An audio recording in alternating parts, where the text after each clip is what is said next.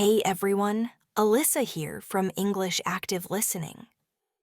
I'm absolutely thrilled to have you back for part 3 of our vital series on how to speak English more naturally and truly understand native speakers better.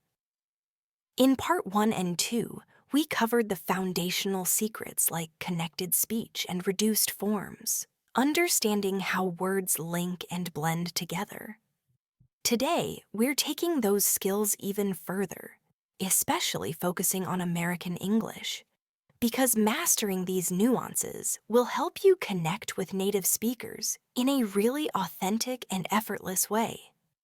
You'll move beyond just understanding individual words to truly grasping the entire flow and rhythm of real, everyday conversation. I often hear from many of you that you worry about sounding too textbook or a little old-fashioned when you speak, especially when you encounter native speakers who speak so incredibly quickly and smoothly. My goal today is to give you even more practical tools to bridge that gap. It's not about changing who you are or losing your unique voice. In fact, your accent is a wonderful part of your identity and your background. What truly matters is achieving clarity and effective communication. And with these specific skills, you'll unlock a whole new level of understanding and confidence in your English. We're going to dive into some very specific pronunciation habits, common everyday phrases, and even explore how native speakers signal meaning beyond just the words themselves, using subtle vocal cues. So, if that sounds like something you're aiming for, then please stick with me until the very end. This session is absolutely packed with special skills and insights that I'm eager to share, and I want you to master them right alongside me. Let's kick things off with our very first tip for today, which builds directly on our previous discussion about connected speech. It's about something we call cutting off words. What exactly does that mean? Well, in fast, natural, everyday American English, we don't always pronounce every single sound, especially at the beginning or end of words, or within very common phrases. It's a form of spoken economy. Think about the phrase, "Are you ready to go?" In very careful textbook English, you'd pronounce each word distinctly. But in typical swift conversation, you'll often hear it shortened significantly to "ready to go," or even more casually, just "ready to go." Notice how the "are you" seems to just disappear? This isn't informal or sloppy, it's just efficient, a natural part of rapid spoken language. Another perfect example is, "What are you doing?" In conversation, this almost always becomes, "What you doing?" You might even hear, "What are you going to do?" transform into, "What you gonna do?" This happens particularly often with words like you, are, and to. So when you hear a native speaker seemingly skip a word or phrase, don't panic or assume you missed something.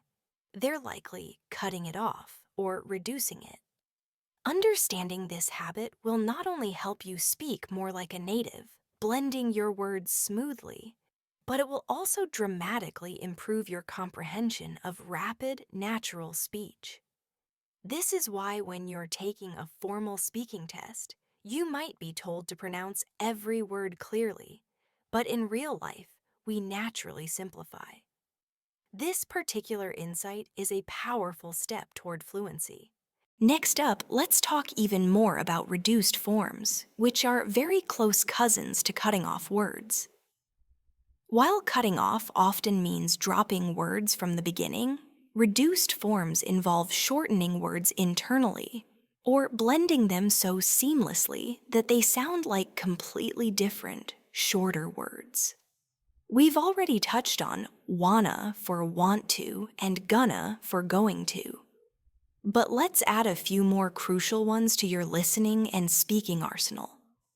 How about I don't know? If you pronounce each word distinctly, it sounds a little stiff. In natural speech, the T sound in don't often softens dramatically, almost changing to a very quick, light D or even an R sound, especially when it's followed by no. Let's try that again. I don't know.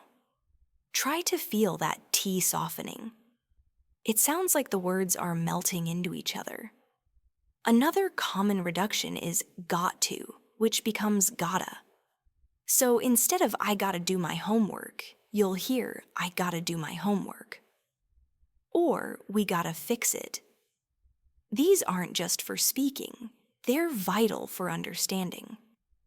If you're expecting to hear I have got to go, but you consistently hear I gotta go, you might get lost in conversations. Understanding these specific reductions will make native speech instantly clearer and more predictable for your ear. And here's a really cool technique that helps with both speaking and listening, making you sound truly native, shortening common words in everyday phrases. This is about being efficient with your words. Instead of saying yes, which is perfectly fine in any context, you'll frequently hear people use yeah or yep.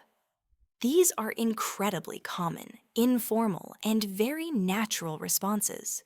Instead of no problem, you'll frequently hear no prob. Think about how much faster that is to say. It sounds effortless and confident.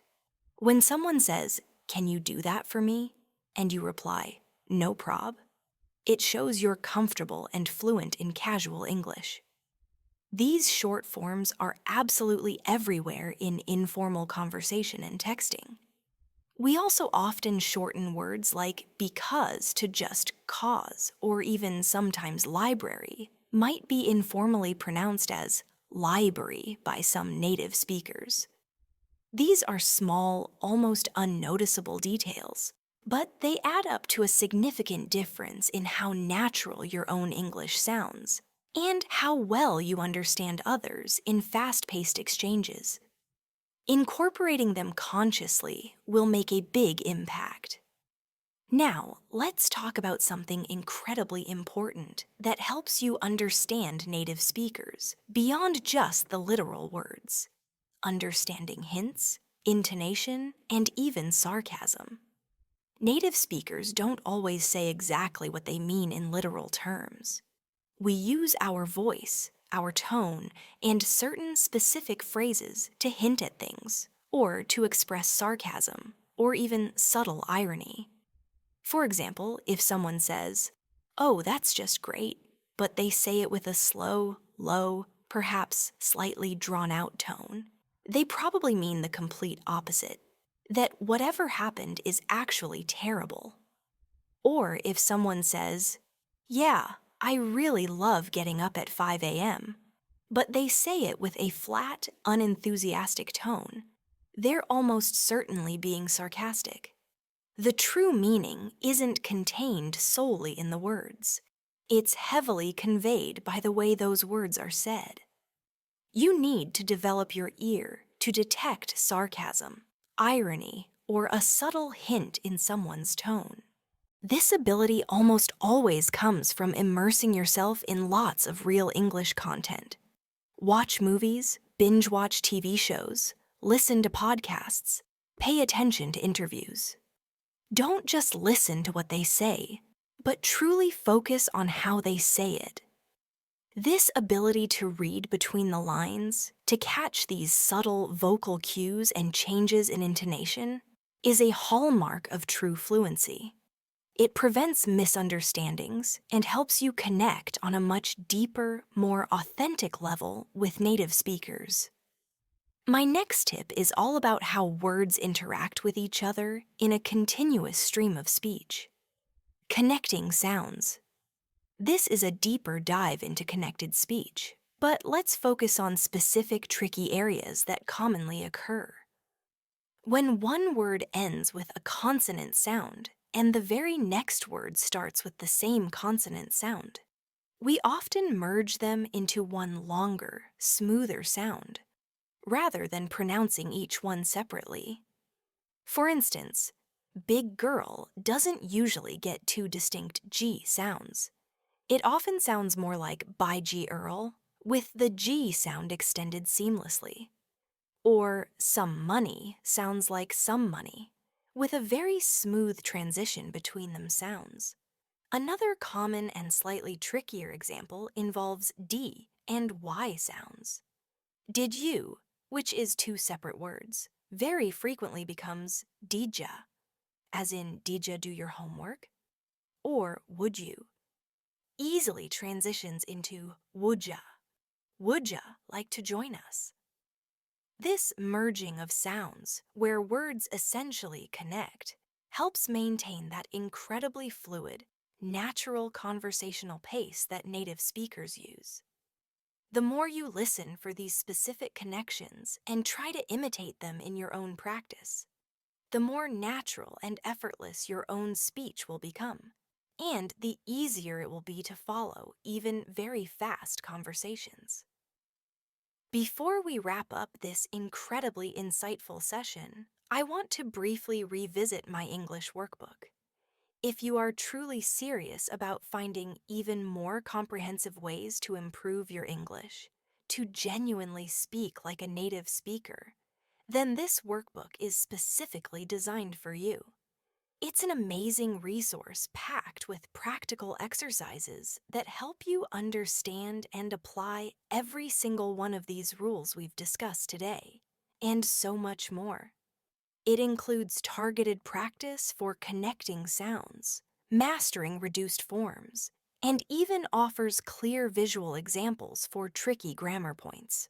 We have dedicated sections on common idioms, a carefully curated list of fantastic movies you can watch to immerse yourself in American English listening, and even specific suggestions for YouTubers and Instagram bloggers who vlog daily in English.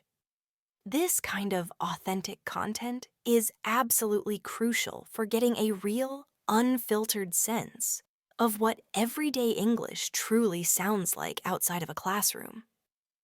I personally poured over 4 months of dedicated effort, research, and design into creating this product, and I truly believe it will bring you immense value and accelerate your learning journey. The link to find it is conveniently located right below this video. It's designed to be incredibly interactive and engaging, not just a static book.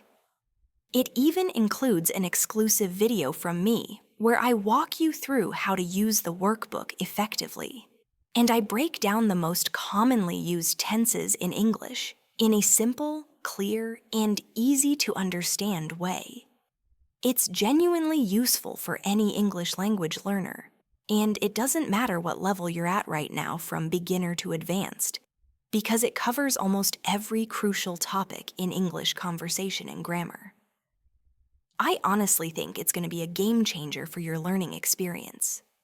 The link is below, and I've made it incredibly affordable, ensuring it's accessible to as many of you as possible. It's a very small investment, but it offers a huge, huge amount of value for your English progress.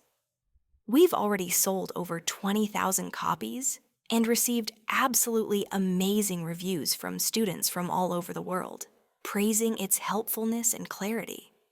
So please take a moment to check it out. The link will be below. And once you get it, do let me know what you think about my workbook.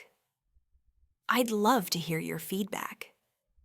By truly focusing on these key tips, understanding and utilizing reduced forms, consciously recognizing when words are cut off, choosing and consistently practicing your accent, learning to identify and strategically use filler words, mastering contractions, paying close attention to stress and intonation, embracing and practicing slang, and finally, unlocking the meaning of idioms and subtle hints.